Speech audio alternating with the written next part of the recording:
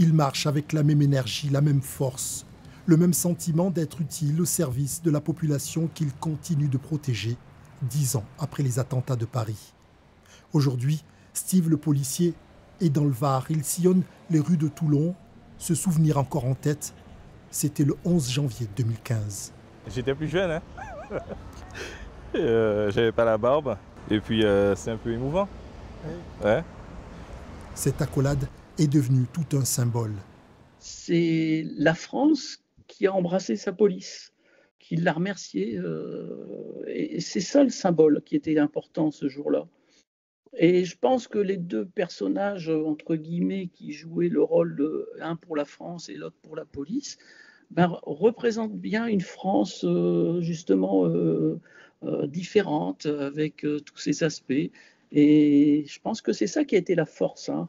Thierry Cup, ancien professeur de pâtisserie, a osé faire le premier pas ce jour-là.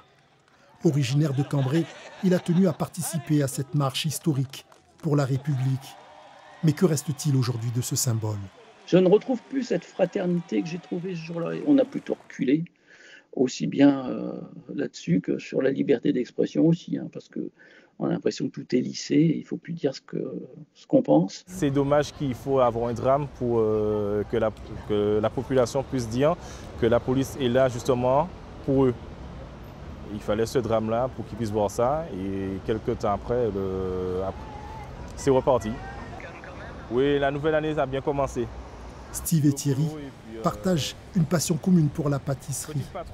Une amitié forte s'est construite dans le temps. Les deux hommes espèrent se recroiser quelque part, un jour, au nom de la République.